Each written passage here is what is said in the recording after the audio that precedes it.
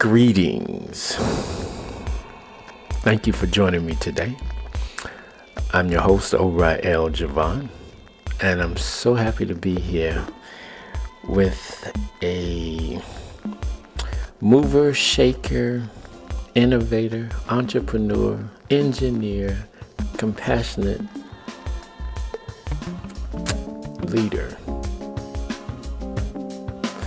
We're embarking upon a new dispensation of stewardship, statesmanship, and I'm happy to introduce to you today a young lady that is spearheading some movements that you will hear more about in the city of Atlanta. But she's here with us tonight, and her name is Lois. So when I come back, I'm going to be joined with Lois. You stay tuned. We'll be right back with you. Peace. I want you to take a journey with me, deep within my mind, to break the shackles of my spirit, so I can help you set your spirit free. There is a yearning in my soul. It is a yearning to be free.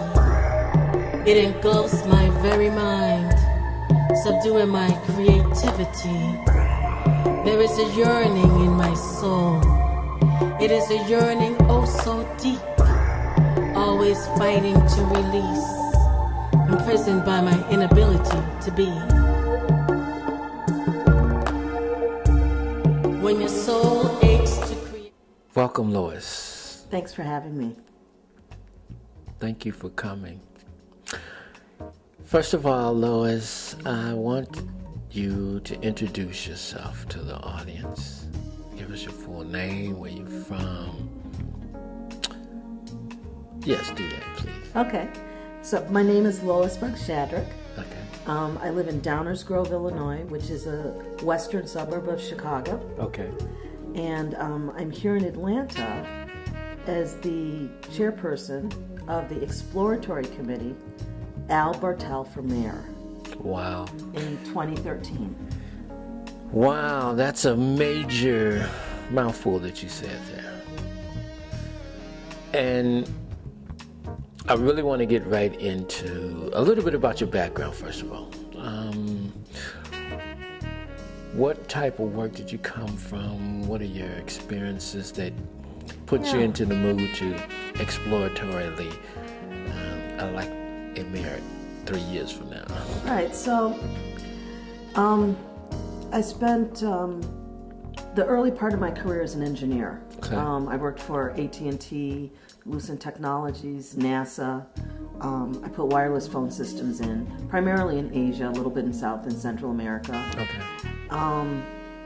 Put in some phone systems on the East Coast here in the United States. Right. And then after 16 years, they moved my job to Mumbai. Wow. And another piece of my job to China. And, you know, it felt like a real betrayal. You know, I did everything they told me to do. I went to school, I studied hard, I got good grades, I got the right degree, I was an engineer. You know, I would go to work and the sun would be down. I'd go home and the sun would be down. I spent all day in an office, you know, gave them my youth, my blood, my sweat, my tears, and then they just, you know, I think they got greedy. Right. You know, and then when you went to look for somebody to say, you know, this is wrong, or this shouldn't happen to people, it was the corporation. So it wasn't a person. Right. It was this nebulous other thing, the corporation. Okay. So when I left Lucent Technologies, I started my own business. I've been dabbling in some businesses, you know, home-based businesses while I was working, but now I had an opportunity to really look at business. Got it. So doing some businesses that are service related. Okay. Because I can't ship those overseas. You have to sit in front of me to get your nails done, right? I can't ship that to Mumbai. Got it. Right? Okay.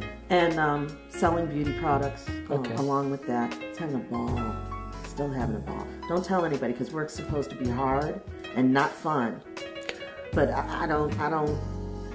since I've left corporate America, I've decided work is always going to be fun. Sure. I mean, why not, right? I also started taking a lot of classes, specifically with an organization called Landmark Education Corporation. That's where I met Al Bertell. And even before I met him, I had I can only call it a dissatisfaction.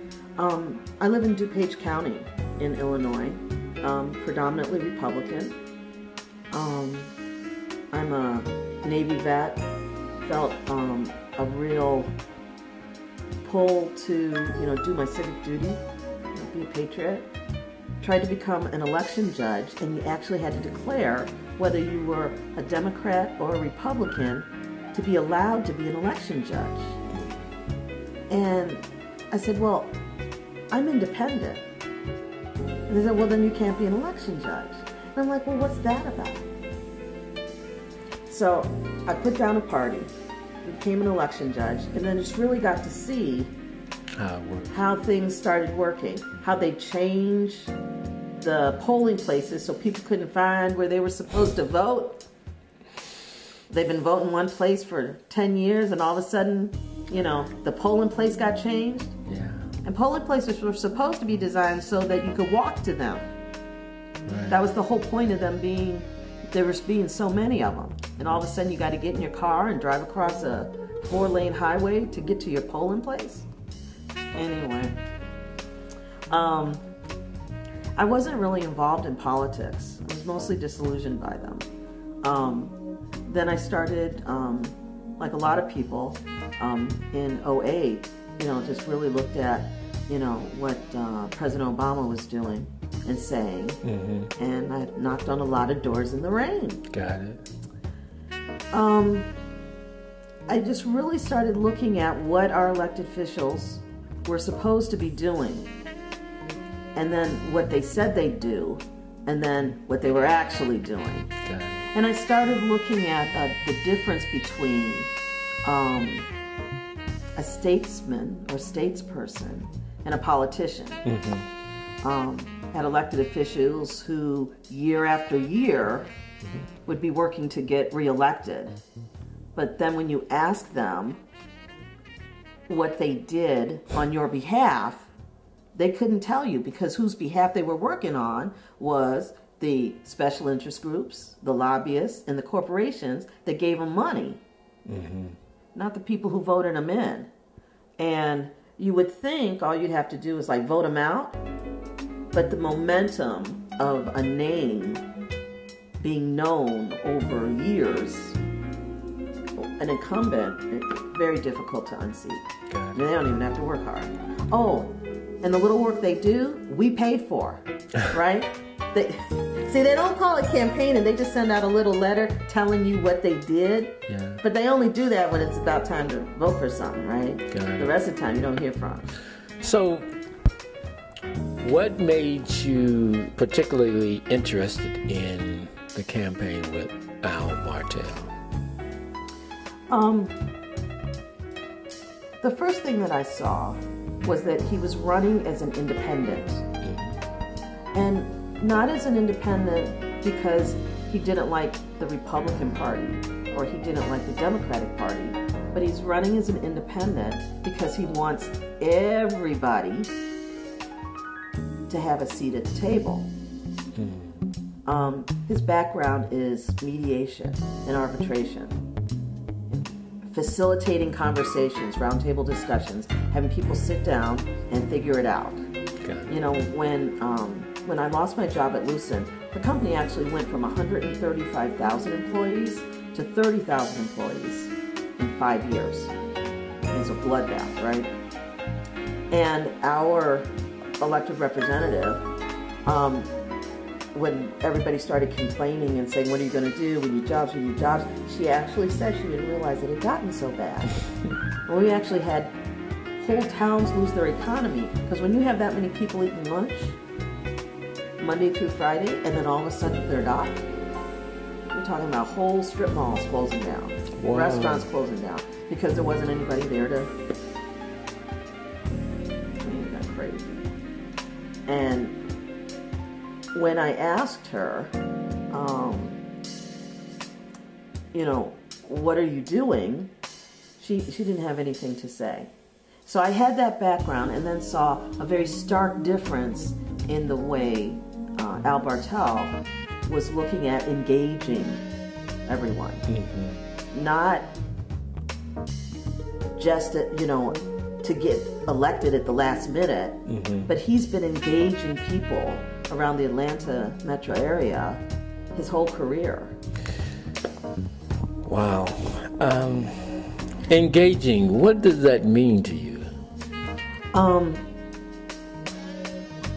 An issue of importance to a group of people. It could be a community group, sure. It could be a church group, it could be a community of small business owners. Well, it's nice if we got together and talked about it among ourselves. Yes. But if city council isn't hearing us, right. isn't listening to what we have to say on the matter, okay. then they're going to do what they do, and then after the fact, we'll be going, gosh, I wonder what happened. So, how do you feel that Al can make a difference with his style of engagement? Well, he's going to continue to do what he's always been doing, meeting with groups, helping them strategize, and very clearly articulate what they want, mm-hmm. and then he'll be their spokesperson. He stands up in front of the city council and says, look, y'all want to do X, Y, Z. This group has a stake in the matter, and you didn't even ask.